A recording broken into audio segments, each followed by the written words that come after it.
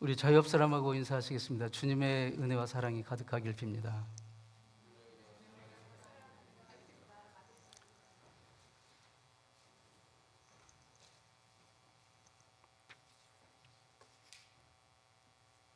몇 년 전에 일본의 어느 변호사가 10,000명을 상대로 설문조사를 했어요. 그 질문 내용은 당신 생각에는 어디서 행복이 온다고 생각합니까? 이런 질문이었어요. 그것을 이제 10,000명이니까 굉장히 많은 인포메이션이 왔을 거 아닙니까? 그것을 다 모아가지고 공부를 해서 그분 나름대로 결론을 이렇게 발표를 했는데, 행복이 어디서 오느냐?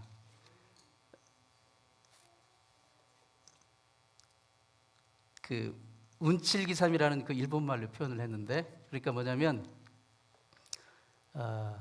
운이 70이고 하늘의 운이 70이고 내 노력은 30이다, 그렇게 표현을 했어요. 그러면 운이 무엇이냐? 그러니까 그 설문조사에서 운이 무엇이냐? 그것은 하늘의 귀여움을 받는 것이다, 그렇게 얘기를 했습니다. 혹시 역사를 한번 보세요. 하늘의 귀여움을 받게 생겼나? 성도가 누구입니까? 70%가 아니라 100% 하나님의 은혜가 아니면 안 된다는 것을 아는 사람입니다. 우리는 100% 노력을 해야 되지만, 그러나 100% 하나님의 은혜가 아니면 안 된다는 것을 아는 것, 그게 성도입니다.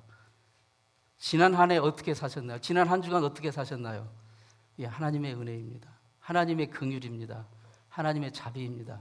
이렇게 고백할 수 있는, 그런 언어를 쓸 수 있는 사람이 진짜 행복한 사람입니다. 하나님의 은혜가 나를 여기까지 인도하셨고 오늘의 나의 나 된 것이 하나님의 은혜입니다 라고 고백할 수 있는 것. 한국의 어느 목사님 사모님이 미국에 사는 아들 며느리에게 갈치 새끼 말린 것과 그 다음에 갓김치를 담가가지고 이제 잘 포장을 해서 미국으로 보냈어요. 먹으라고, 손주리랑 먹으라고. 이게 얼마 지나지 않아서 그걸 받고 며느리가 이제 시어머니에게 전화를 했어요. 어머니가 보내주신 꽁치 말린 것 너무 맛있게 먹고 있어요. 그리고 또 어머니가 보내주신 열무김치 너무 맛있게 먹고 있어요.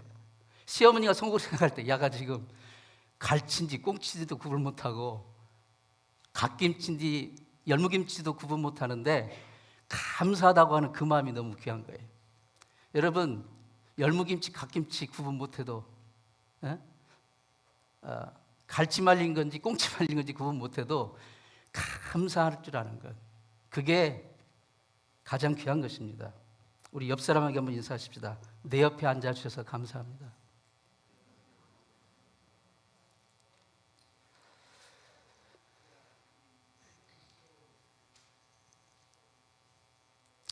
본문 23절에 감사로 제사를 드리는 자가 하나님을 영화롭게 한다고 그랬어요.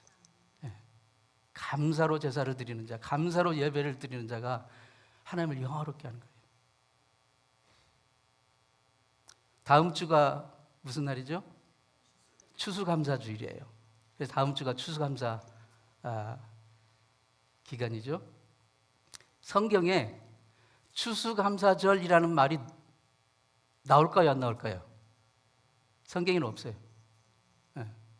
추수감사절이라는 말 자체는 성경에는 나오지 않아요. 추수감사절은 미국에서 시작된 좋은 전통이에요. 미국 초창기 개척 시절에 그 정착민들이 얼마나 정말 어려운 환경을 뚫고 첫 그 곡식을 수확하고 이제 그 원주민 인디언들을 이렇게 같이 모아가지고 감사의 식사를 나누는 것이 이제 시작이 된 거예요. 그때는 뭐 추수감사절 그런 말도 없었어요. 그냥 감사해서 같이 이웃이 모여서 식사를 이렇게 같이 하는 것. 그런 좋은 풍습이 계속 내려져 오다가 이제 남북전쟁 때 링컨 대통령이 1865년에 처음으로 공식적으로 추수감사절이라는 말을 선포를 했어요. 그리고 그 뒤에 이제 지금 11월 마지막 주 목요일이라는 것도 나중에 이제 점점 이렇게 정해진 것이죠.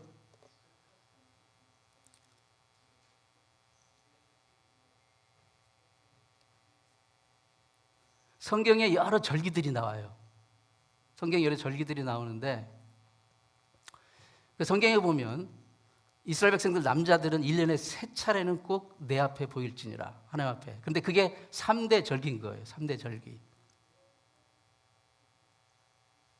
이스라엘의 3대 절기는 봄철, 여름철, 가을철 이렇게 나눌 수 있는데 봄철에는 유월절이에요. 가장 유명한 절기죠. 유월절. 그리고 여름철에는 칠칠절이에요. 그리고 가을철, 늦가을철에는 초막절이에요. 이 세 가지를 기억하시면 돼요. 유월절, 봄. 저기 뒤에 스피커 좀 조금 줄여주실래요? 여름철에는 칠칠절, 그 다음에 가을철에는 초막절. 이 세 가지를 기억하시면 돼요. 그 3대 절기에 다른 절기들이 같이 포함이 되어 있어요.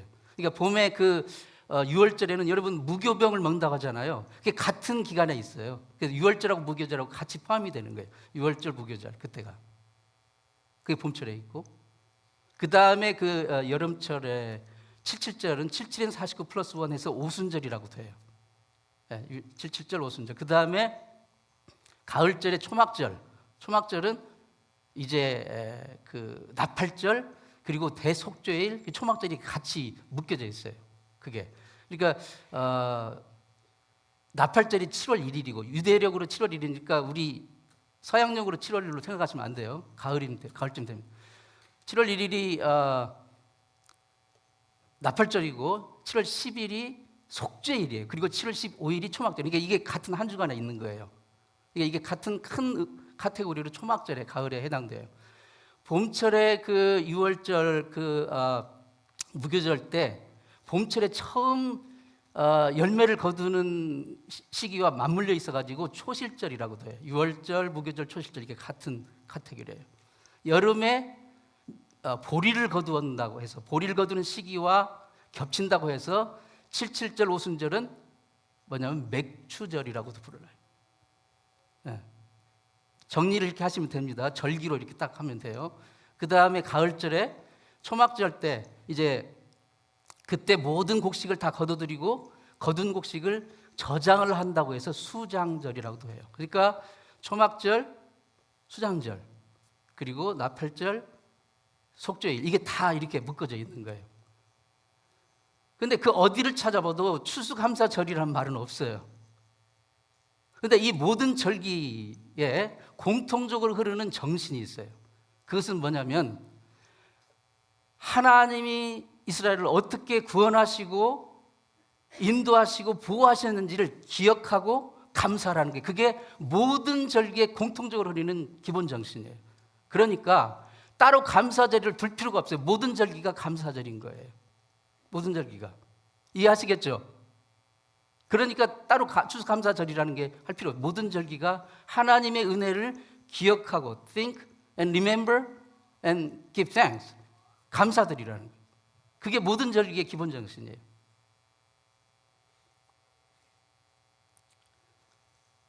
모든 신용카드 회사들은 마일리지라는 제도가 있잖아요. 그래서 그 카드를 열심히 쓰면 뭐가 올라가요? 마일리지가 적립이 되잖아요. 그래서 일정한 마일리지가 쌓이면 어떻게 돼요? 심지어 한국 가는 비행기표도 공짜로 나오잖아요. 뭐 커피점 같은 데서는 커피를 그 집에서 계속 사 먹으면 마일리지가 쌓여가지고 얼마큼 되면 또 공짜 커피도 나오고 그런 게 있잖아요. 감사도 마일리지예요. 감사도 계속 하면 마일리지가 쌓여요. 그래서 정말 놀라운 축복과 은혜로 나에게 열매로 다가오는 것입니다. 감사로 제사를 드리는 자가 나를 영화롭게 한다. 감사는 하나님의 명령입니다. 성경에 감사하라는 그 구절을 보면 전부 다 명령형, 임페레티브 무드로 되어 있어요. 명령형으로 다 되어 있어요. 감사 한번 해봐라 그게 아니에요. 감사하라. 명령으로 되어 있어요. 하나님을 영화롭게 한다는 것은 하나님을 기쁘시게 한다는 뜻입니다. 기쁘시게. 우리가 감사로 예배 드릴 때 하나님이 그것을 기뻐하신다는 거예요. 자녀들이 부모에게 특별히 뭐 자녀들이 해준 거 없어도 엄마 고마워요, 아빠 고마워요. 그럴 때 얼마나 기쁩니까? 해준 거 없어도. 감사로 예배를 드릴 때 하나님이 기뻐하셔요. 예배 속에 오늘 그러니까 우리 주일 예배도 사실 이게 감사절이에요. 예. 주님의 은혜를 기억하고 감사하는 거예요. 예배에 감사가 빠지면 김 빠진 사이다 합니다. 김밥을 묶어주는 게 김이잖아요. 감사가 빠진 것은 김 빠진 김밥이에요. 성경의 모든 절기의 기본 정신은 하나님의 은혜를 기억하고 감사하는 거예요. 이것은 명령입니다. 예수 믿고 구원받아 하나님의 자녀가 되었다면 우리의 삶의 어떤 상황에서도 하나님의 은혜를 기억하고 감사하는 거예요. 왜요? 우리 마음은 진공 상태가 아닙니다. 우리의 마음에 감사가 없으면 그 빈자리에 반드시 뭔가가 채워지는데 그게 바로 염려와 걱정과 근심과 불안과 좌절과 낙심이 채워지게 돼 있어요. 이스라엘 백성들이 출애굽을 했어요. 그러니까 구원받은 백성이 됐는데도 불구하고 광야 생활을 하는 동안 하나님이 약속하신 그 젖과 꿀이 흐르는 가나안 땅에 들어가기 전에 광야 생활을 하는 동안에 계속해서 원망하고 불평하고 낙심했더니 그들이 결국 하나님이 약속하신 그 땅에 못 들어가고 다 광야에서 죽었잖아요. 그러니까 감사하지 않으면 약속을 받아놓고도 그 약속을 보지 못하고 도중 하차할 수밖에 없습니다. 그렇기 때문에 하나님이 절기를 정해주시고 절기 때마다 나를 기억하라 그리고 감사하라. 감사하지 않으면 멸망하니까 그러는 거예요. 감사하지 않으면. 그래서 감사는 우리 신앙 고백의 기초입니다. 신앙 고백의 기초예요. 감사는 선택이 아니라 명령입니다. 군대는 명령 복종의 질서가 기본 체계 아닙니까? 군대는 명령사예요. 명령과 복종사예요.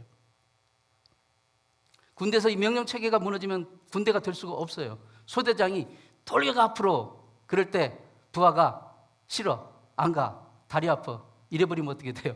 군대가 안 되는 거예요. 그건 군대가 안 되는 거예요. 성경에서 말씀은 하나님의 명령으로 생각하시면 돼요. 감사라는 말씀도 명령입니다. 이사야 1장 19절에 이렇게 나와 있습니다. 이사야 1장 19절에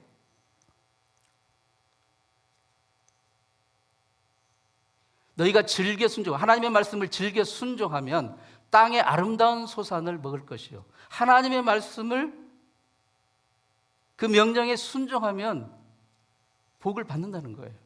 아주 심플해요. 선지자 요나는 니느웨에 가서 하나님의 복음을 전하라는 하나님의 명령을 불순종했어요. 그리고 자기 생각대로 정반대인 다시스로 가는 배를 탔어요. 그랬더니 큰 물고기가 그를 삼켜버렸어요.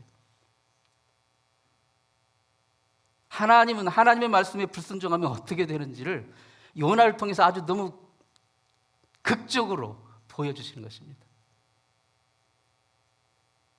하나님의 말씀의 명령에 순종하는 것, 어떤 자세로 우리가 순종할 것인가? 하나님의 명령을 지키는 자세가 신명기 4장 2절에 나옵니다. 신명기 4장 2절 같이 한번 읽어보겠습니다. 시작. 내가 너희에게 명령하는 말을 너희는 가감하지 말고 내가 너희에게 내리는 너희 하나님 여호와의 명령을 지키라. 여기서 그 명령을 순종하는 자세, 하나님의 말씀을 지키는 그 자세가 가감하지 말고요. 가감하지 말고. 가감하지 말라는 것은 토를 달지 말라는 거예요. 변명을 하지 말라는 거죠. 핑계를 대지 말라는 것입니다. 하나님 말씀 앞에서 50% 순종은 순종이 아닙니다. 심지어 90% 순종도 순종이 아니에요. 인간적인 계산과 판단과 기준으로 하나님의 말씀을 저울질하지 말라는 거예요. 가감하지 말고 하나님의 말씀 그대로를 액면 그대로를 순종하라는 거예요. 세상적인 판단, 세상적인 기준, 내 어떤 그 논리와 경험의 지식을 가지고 하나님의 말씀을 저울질해서 내가 순종할 것인지 말 것인지를 결정하게 되면 그것은 불행입니다. 세상적인 판단과 기준은 결코 온전하지 못해요. 퍼펙트하지 못해요. 공의롭지도 못하고 공정하지도 못해요. 제멋대로 해요. 어떤 회사에서 신입사원 딱 한 명을 한 명을 뽑는 특채 이제 모집이 있었어요. 그래서 이제 서류 접수를 통과한 사람들을 면접 시험을 보는데 최종적으로 2명이 남았어요. 근데 둘 다 젊은 여성이었어요. 둘 중에 한 명을 뽑는 거예요. 근데 그에게 이제 면접관들이 질문을 했어요. 똑같은 질문을. 1 더하기 1은 뭡니까? 그러자 한 여성이 2입니다. 정답이죠? 근데 또 다른 여성은 이렇게 쉽게 낼 리가 없을 텐데 속으로 생각하면서 이렇게 쉬울 리가 없어. 그렇게 하고 나름대로 머리를 굴립니다. 1 더하기 1이라는 모양을 이렇게 확 뒤집어 가지고 90도로 올리면 임금 왕자가 되잖아요. 왕입니다. 그러니까 이 면접관들이 어디서 그런 기발한 아이디어를 냈냐고 아주 감탄을 했어요. 나중에 채용 결과가 발표가 됐습니다. 두 여성 중에 누가 뽑혔을까요? 잘생긴 여자가 뽑혔답니다. 세상 기준은 지 맘대로예요. 공정하지 못해요. 아무리 억울해도 소용없습니다. 하나님의 기준은 하나님의 말씀에 순종하는 것입니다. 감사하는 하나님의 명령 앞에 인간의 평가 기준을 들이대면서 가감하지 말아야 됩니다. 순종해야 돼요. 순종하는 것이 우리에게 진정한 복이 되는 것입니다. 인생 살면서 억울하고 내 뜻대로 안 되고 정말 괴로울 때가 많지 않습니까? 그때마다 좌절하고 낙심하고 불평하고 원망한다면 그러면 일이 더 잘 풀릴까요? 강물이 탁 흐릅니다. 근데 강물 중간에 어떤 꼬마 녀석이 오줌을 싸요. 그러면 강물이 흐르다 말고 기분 나쁘다고 딱 흐름을 딱 멈추고 야, 이 녀석 어디다가 오줌을 싸 지금 찌르내 나는데 하고 강물이 멈춥니까? 아니에요. 강물은 그냥 흘러갑니다. 그냥 흘러가는 거예요. 강물은 막 거기다 돌무더기를 던지고 뭘 던지고 오줌을 싼다 할지라도 개념치 않습니다. 자기 갈 길로 가는 거예요. 하나님의 백성은 하나님의 말씀의 강물을 타고 저 천성을 향하여 가는 순례자들입니다. 천국의 순례자들이에요. 불평하지 말고 원망하지 말고 내 인생의 강물에 누가 한다 할지라도 개념치 말고 내 갈 길, 하나님이 나에게 정하신 그 길을 가는 것, 그리고 감사하는 것, 거기에 우리의 갈 길이 있습니다. 두 번째로 감사는 표현입니다. 표현되지 않는 사랑은 사랑이 아니고 표현되지 않는 감사도 감사가 아닙니다. 우리는 예배로 이렇게 모일 때마다 표현을 해요. 뭐예요? 하나님 감사합니다. 감사합니다. 예수의 이름을 감사하고 찬양하고 입술로 감사를 표현해요. 몸으로 표현합니다. 우리 헌신으로 또 표현합니다. 한국의 김춘수 시인의 꽃이라는 유명한 시가 있잖아요. 여러분 다 아실 겁니다.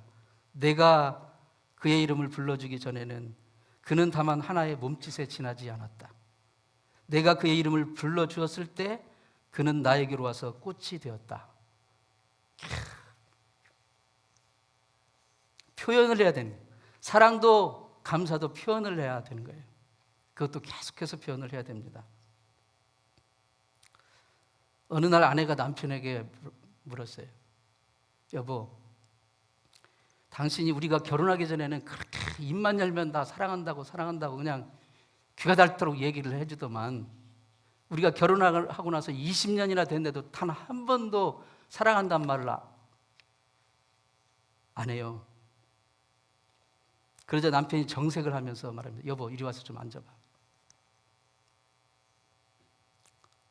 내가 결혼 전날 너에게 사랑한다고 말했냐 안 했냐? 했지? 그러자 남편이 이렇게 말합니다. 나는 그 입장에서 지금도 변함이 없어. 내 입장이 바뀌면 말해줄게.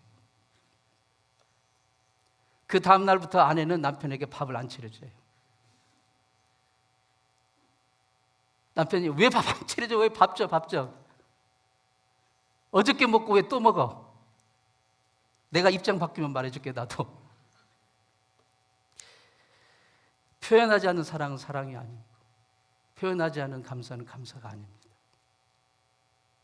우리가 감사를 표현할 때 어떻게 해야 됩니까? 감사를 표현하는 방법. 레위기 22장 29절에 이렇게 말씀하셨어요. 너희가 여호와께 감사 제물을 드리려거든 너희가 기쁘게 받으심이 되도록 드릴지며. 우리가 어떻게 감사해야 돼요? 하나님이 기뻐하셔야, 하나님이 기쁘시게 받은 그 감사를 드려야 돼요. 마음이 담겨지지 않는 감사, 그야말로 혼이 담겨지지 영혼이 없는 감사, 말로만 하는 립 서비스하는 그런 감사, 이건 하나님이 기쁘시게 받을 수 없다는 거예요. 말라기 1장 13절에 우리의 영혼이 담겨지지 않는 감사, 진정이 담겨지지 않는 감사를 하나님은 이렇게 책망을 하십니다. 만군의 여호와가 이르노라 너희가 또 말하기를 이 일이 얼마나 번거로운가 하며 코웃음을 치고 흠칫 물건과 저는 것과 병든 것을 가져왔느니라. 너희가 이같이 봉헌물을 가져오니 내가 그것을 너희 손에 받겠느냐. 이는 여호와의 말이니라. 내 자신이 내가 생각해도 정말 코웃음만 나는 그거, 병든 거, 저는 거, 쓰다 남은 거, 나도 안 쓰는 거, 그냥 버릴 거, 어차피 못 쓸 거, 이런 것들을 바치면서 하나님 감사합니다. 하나님이 그것을 기뻐 받으시겠느냐 하는 것이죠. 하나님이 거지입니까? 내 영혼이 담긴 감사, 진정한 마음이 담긴 감사, 하나님이 기쁘시게 받으시는 감사로 감사를 표현하는 게, 그게 감사를 표현하는 방법입니다. 요즘을 가리켜 건망증 시대라고 합니다. 기술과 문화는 발달했지만 사람들은 막 그 건망증이 심하다고 그래요. 김 집사님이 이제 다른 집사님들과 함께 목사님을 만나서 신방 갈 일이 있어가지고 신방 이제 딱 만났는데 김 집사가 좀 덤벙대는 스타일이에요. 아이고 목사님 제가 핸드폰을 집에다 놓고 왔는가 봐요. 그러니까 목사님이 그 성격을 알기 때문에 집사님 그래도 한번 제가 집사님 번호로 전화를 해볼게요. 혹시라도 전화를 딱 했는데 들고 있는데 핸드백 안에 따르릉 전화 소리가 나는 거예요. 찾았죠? 신방을 다 마치고 다 흩어졌어요. 흩어졌는데 집에 가자마자 또 김 집사한테 전화가 왔어요. 목사님한테. 목사님이 전화하셨네요? 옆 사람에게 한번 말해보세요. 혹시 당신 얘기 아닙니까? 우리는 잘 망각하고 까먹고 삽니다. 저는 정말 주일이 전쟁이에요. 주일 아침에 챙길 것이 진짜 5만 가지 돼요. 왜냐하면 우리가 예배당을 이제 우리 본당이 아니기 때문에 다 챙겨 갖고 와야 되거든요.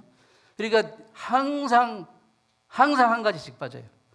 그러면 내가 사모님한테 사모님이 30분 늦게 오시는 게 다행이에요. 전화해서 뭐 챙겨오라고. 오늘 또 그랬어요. 오늘도 여기 없어요. 네. 다 챙겼다고 체크업을 몇 번 하고 했는데도 딱 오면 항상 빵꾸가 나 있어요. 늘 잊어버리고 까먹습니다. 그러나 절대로 잊지 말아야 할 것이 여러분, 하나님의 은혜를 잊어서는 안 됩니다. 감사라는 하나님의 명령을 잊어서는 안 돼요. 거기에 생명이 있습니다. 거기에 미래가 있어요. 그래서 세 번째로 감사는 미래를 약속합니다. 뇌물은 주면 언젠가는 동토가 나요. 언젠가는 문제가 생겨요. 그런데 감사는 하면 할수록, 시간이 갈수록 그것은 나에게 정말 놀라운 축복으로 되돌아옵니다. 그래서 감사는 미래입니다. 감사는 미래를 약속하는 거예요.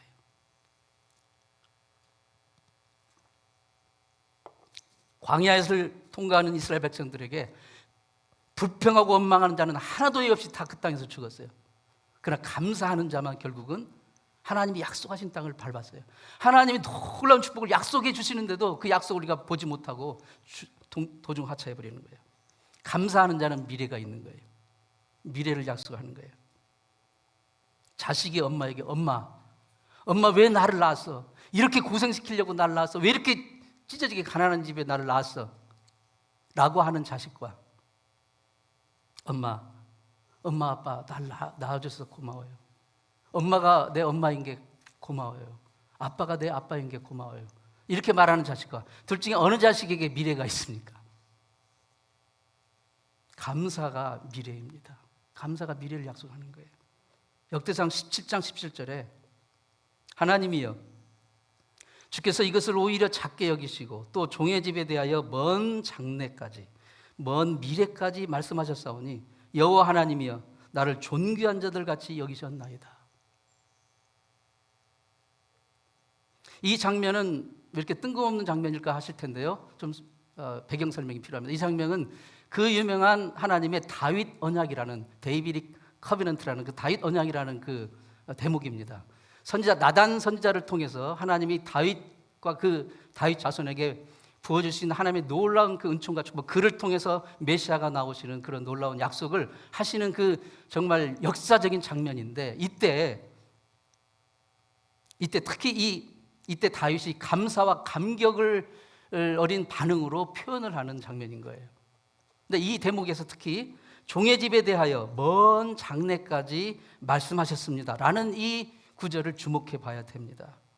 감사는 지금 현재 일어나는 일뿐만 아니라 앞으로 일어날 장래 일까지 하나님께서 책임져 주시고 인도하시고 복 주시리라는 확신을 표현하는 게, 그게 감사입니다. 진정한 감사는 그래서 미래를 프라미스, 약속하는 거예요. 이 집사님이 예배 중에 큰 은혜를 받았어요. 그래서 마음에 결심이 왔어요. 깨달음이 생겼어요. 내가 이렇게 하나님의 은혜를 받았으니까 내가 남모르게 일주일에 꼭 한 번은 교회 와가지고 예배당을 내가 청소하리라. 그래가지고 이제 목요일 날 아무도 없을 때, 행사도 없고 아무도 없을 때 목요일 날 오전에 와가지고 빗자루와 걸레를 들고 와가지고 열심히 예배당을 청소를 했어요. 막 땀 뻘뻘 흘리면서 청소를 했어요.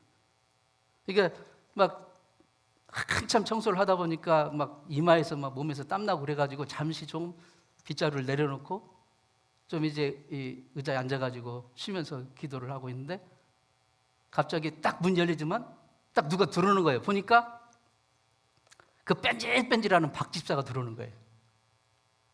평소에 봉사도 않고 뺀질뺀질한 박 집사가 딱 들어오는데, 아마도 저번 주일날 뭔가 놓고 가는가 봐요. 그래서 뭘 찾고 있는 것 같아요. 근데 이게 찾다가 바닥에 빗자루가 있으니까 이게 빗자루가 떨어진다고 빗자루를 딱 들어서 이렇게 들리는 순간 목사님이 딱 들으신 거예요. 목사님이 딱 그냥 물고, 아니 박 집사님 혼자 이렇게 몰래 교회를 청소하시고 너무 대단하신가, 감사합니다, 이렇게 하는 거예요. 그러니까 이 집사는 말도 못하고 속으로 재수가 없으려니까 진짜, 에? 청소는 내가 했는데 칭찬은 저 뺀질이가 받는구나. 역시 나는 안 돼.